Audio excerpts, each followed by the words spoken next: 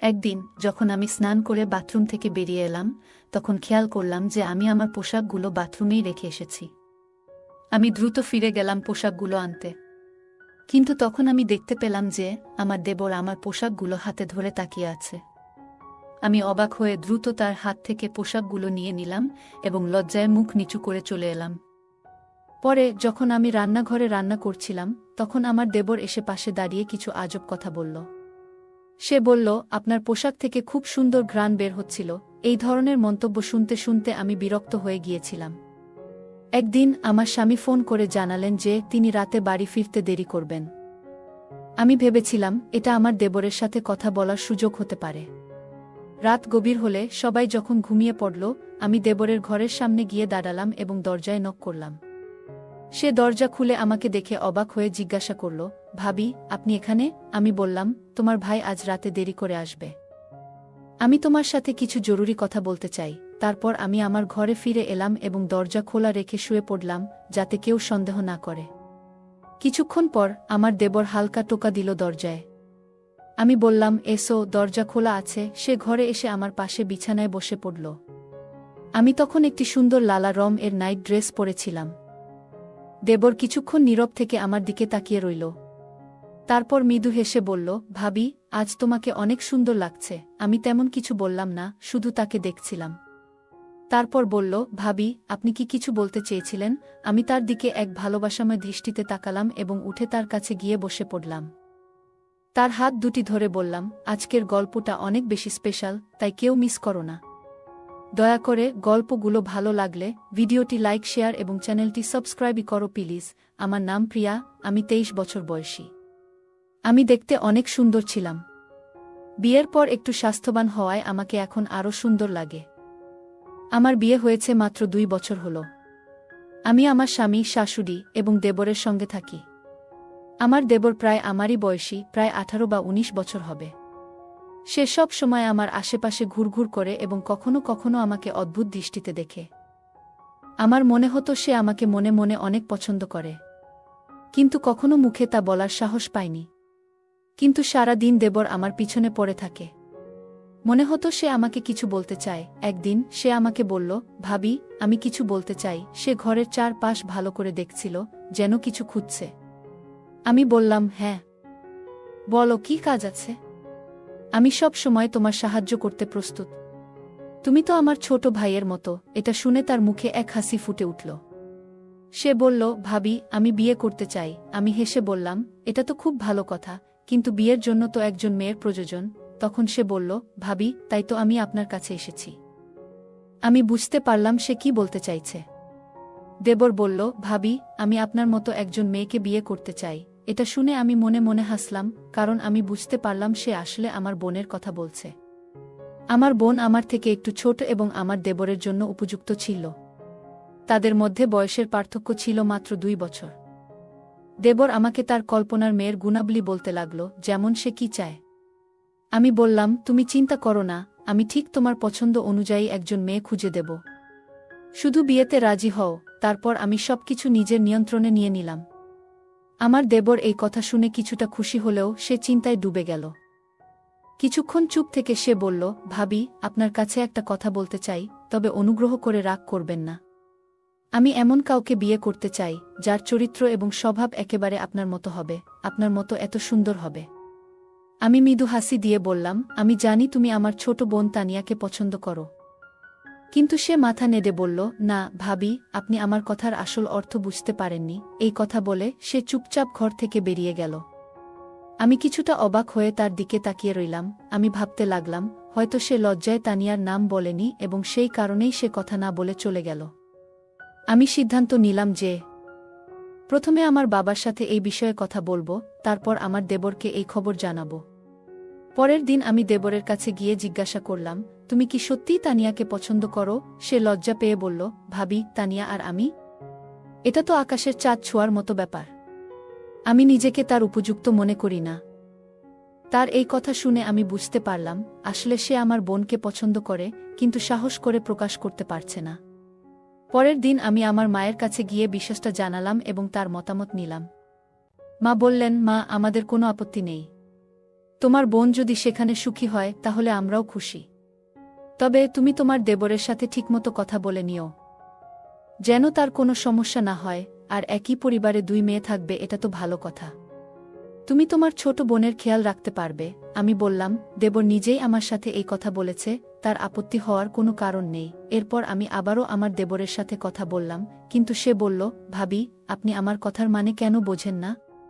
রাতে আমি তার ঘরে গিয়ে জানতে চাইলাম আসলে সে কি চায়। সে বলল, ভাবি, আমার আপনার বোনের প্রতি কোনো আগ্রহ নেই। আমি শুধু মজা করছিলাম। তার এই কথা শুনে আমি খুব কষ্ট পেলাম। যদি সে আমার বোনকে পছন্দ না করত, তবে কেন সে আমার আশেপাশে ঘুরে বেড়াত এবং আমার সাথে কেন এত কথা বলতো? যদি সত্যিই তাকে বিয়ে করতে হতো, তাহলে সে নিজের পছন্দের কোনো মেয়ের নাম বলতেই পারত। অন্তত আমার বোনকে অপমানিত হতে হতো না। আমি কিছু না বলে উঠে চলে আসার চেষ্টা করছিলাম, কিন্তু তখনই সে হঠাৎ আমার হাত ধরে ফেলল। এই আচরণে আমি রেগে গেলাম। হাতটা ঝটকা মেরে ছাড়িয়ে নিয়ে বললাম, তুমি কি করছো? নিজেকে সামলাও। আমি তোমার ভাবি, আর তোমাকে ছোট ভাইয়ের মতো দেখি। সে বলল, ভাবি, তাতে কি হয়েছে? আমিও আপনাকে বড় বোনের মতো দেখি, মার মতোই সম্মান করি। এখন শুধু আমার ছোট্ট কাজটি করে দিন, আমার বিয়ের ব্যবস্থাটি করে দেন। আমি তাহলে বুঝব আপনি আমাকে সব দিয়েছেন। তার কথায় আমি বিচলিত হয়ে দ্রুত নিজের ঘরে ফিরে এলাম। মনটা খুব অস্বস্তি করতে লাগল। কিছুক্ষণ পর আমার স্বামী ঘরে এলেন এবং আমার চিন্তিত মুখ দেখে জিজ্ঞাসা করলেন, তোমার কি হয়েছে? এত চিন্তিত কেন? আমি তাকে পুরো ঘটনাটা বললাম, কিভাবে সাম্প্রতিক সময়ে দেবরের আচরণ অদ্ভুত হয়ে উঠেছে এবং সে প্রায়শই বাইরের সময় কাটায়। আমার কথা শুনে স্বামী বললেন, আমি নিজেও লক্ষ্য করেছি, সে তোমাকে একটু বেশি খেয়াল করে দেখছে। দেখো, ও আমার ভাই, কিন্তু ও বড় হচ্ছে। তুমি ওর কাছ থেকে একটু দূরে থাকার চেষ্টা করো। এই কথাগুলো শুনে আমি কিছুটা সান্ত্বনা পেলাম, কারণ কেউ অন্তত আমার মতো চিন্তা করছে। আমার শাশুড়ি অবশ্য তাকে এখনো ছোট বাচ্চা মনে করেন, কিন্তু আমি ভেতর থেকে সবকিছু বুঝতে পারছিলাম। পরের দিন আমার স্বামী বাড়িতে ছিলেন না। আমি তখন নিজের ঘরে ছিলাম। স্বামীর অনুপস্থিতিতে সাধারণত আমি ঘরের বাইরে খুব একটা যাই না। হঠাৎ দরজায় নক হলো।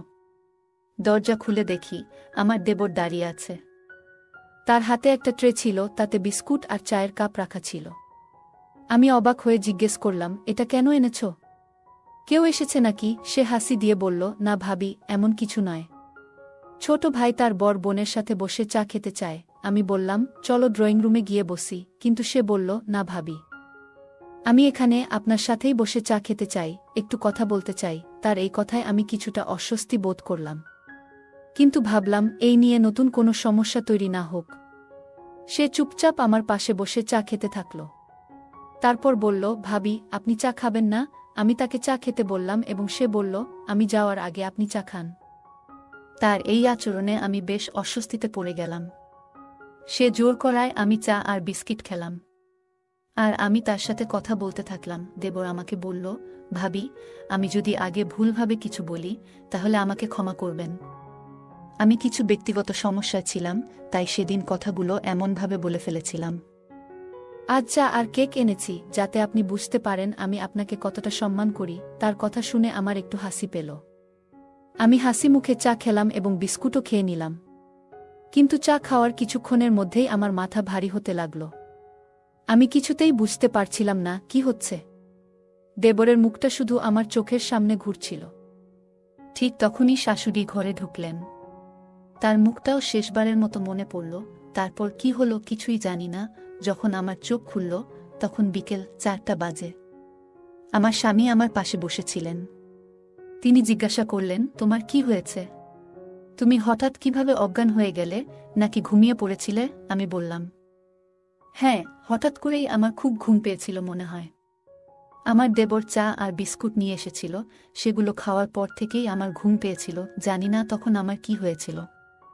মনে হয় দেবর চায়ে কিছু মিশিয়েছিল।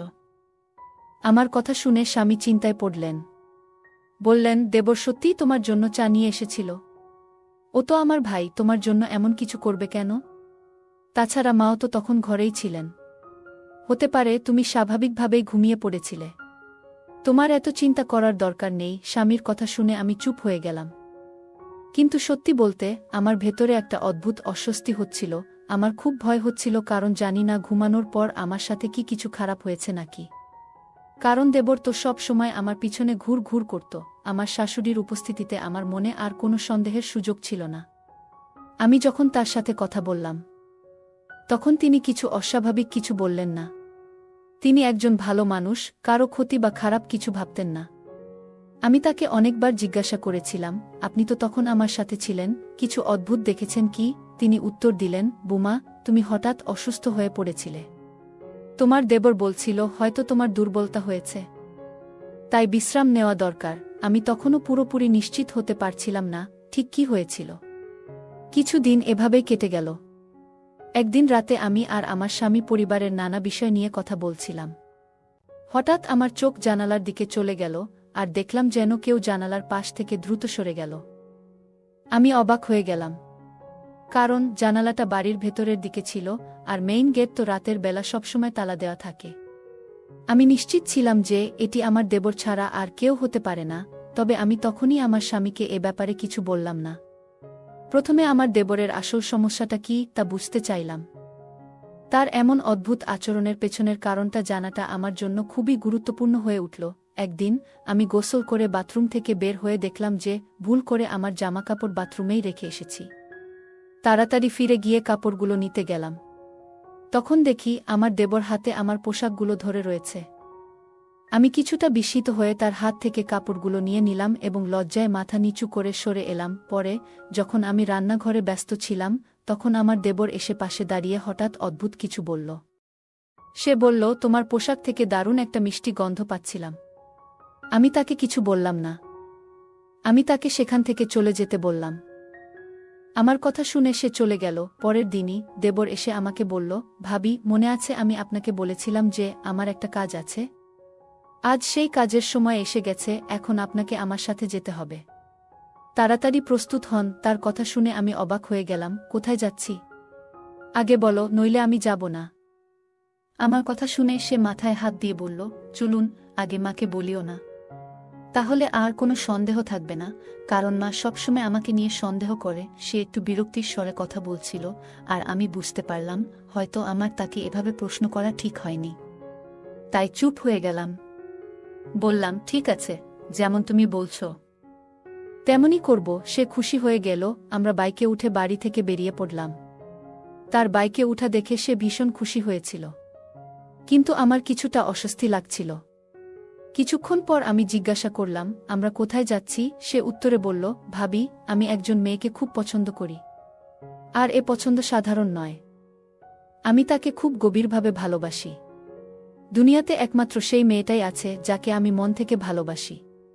কিন্তু আমি জানি আমার মা তাকে কখনোই মেনে নেবেন না, কারণ মা চায় তার বুমা প্রচুর সম্পদ নিয়ে আসুক। কিন্তু আমি চাই এমন একজন মেয়ে যার পরিবার সৎ ও গরিব। দেবর বলল, রুমি খুব সুন্দর, শিক্ষিত এবং ভদ্র মেয়ে, তবে তার পরিবার খুব গরিব। এসব কথা বলে সে চুপ হয়ে গেল। আমি লক্ষ্য করছিলাম যে সে বাইকটি এক অচেনা এবং নির্জন পথে নিয়ে যাচ্ছে। আমি তার কথায় মগ্ন ছিলাম, তাই কিছুটা ধাঁধায় পড়ে গেলাম। সে বলল, আরেকটা অনুরোধ ভাবি, আপনি ওখানে বলবেন না যে আপনি আমার ভাবি, বরং বলবেন আপনি আমার মা। তার কথা শুনে আমি অবাক হয়ে বললাম, তুমি আমাকে মা বলে পরিচয় দিতে বলছ? আমাকে তো খুব বয়সে ছোট দেখায়। তখন সে বলল, ভাবি, ওরা এসব বোঝে না। আমি বলে দেব যে আমার মা নিজেকে খুব ভালোভাবে যত্নে রেখেছেন, তাই তাকে এত তরুণ দেখায়। আমি তার কথা শুনে হাসলাম, কিন্তু তার বাইক যেদিক নিয়ে যাচ্ছিল তা দেখে আমার মন খারাপ হতে শুরু করল।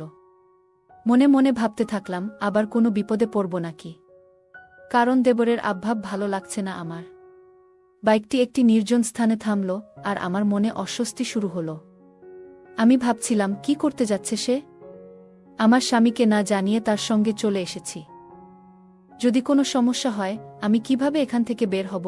চারপাশে দূরে কোথাও কেউ ছিল না। ঠিক তখনই দেবর বলল, ভাবি, মাত্র 2 মিনিট দাঁড়ান, আমি আসছি, বলে সে চলে গেল। আমি একা নির্জন স্থানে দাঁড়িয়ে ভয়ে কাঁপছিলাম।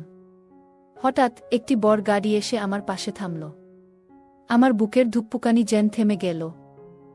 আমি মাথা নিচু করে বাইকের পাশে দাঁড়িয়ে রইলাম, ভয়ে কোনো কথা বলতে পারছিলাম না।